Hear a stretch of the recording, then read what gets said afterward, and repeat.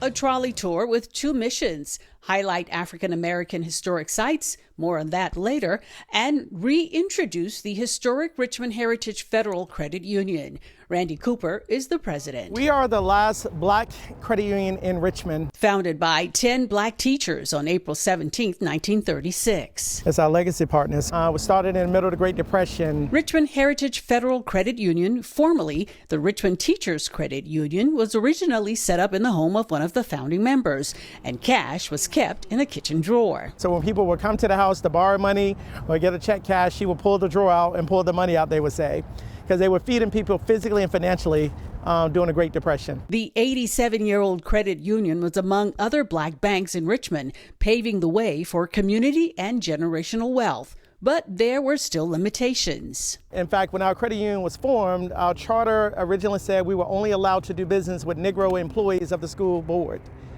And so, unfortunately, those restrictions still impact us today. The charter only allows the credit union to set up in specific areas like Blackwell, Manchester, and the Swansboro communities. And we're only allowed to do business with 3 black organizations: Virginia Union, Richmond Public Schools, and Bon Secours Richmond Community Hospital. Cooper is working to change that with a call to action. We need 3 things. We need people to join our organization, borrow from us, and pay it back. It's really that simple. We're able to borrow $1,936. And before the charter can be changed, Cooper says the credit union needs 1,000 new members, and for those members to borrow $1,000 each. Simple math is 1,000 times 1,000 is $1 million.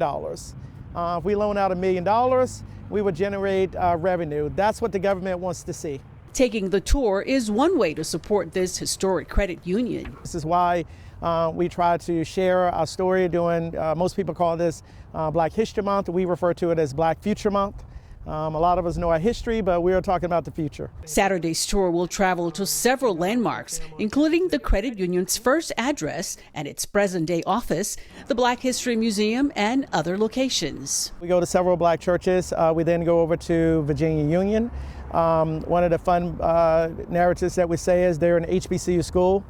We refer to ourselves as the other HBCU, the historically black credit union. We want people to understand this journey and ask the question, why are we allowed to do business at Virginia Union, but we're not allowed to do business, the 10 miles space between that and Church Hill. Cooper will offer answers on the tour and share how profits benefit the community. It's money from us and pays it back. The profits they pay me, that's how I help others. And Cooper explains the credit union's acronym, SIP. It stands for Share, Invest, and Partner. At the end of the day, we know that if people share our story and our vision, we need people to invest in this partnership, and we need people to partner with us to grow. The Heritage Tour is Saturday, February 25th. It starts at 11. If you'd like more information on the tour or the credit union, you can visit our website, WTVR.com. We'll put a link there. Antoinette Essa in Jackson Ward, CBS 6 News.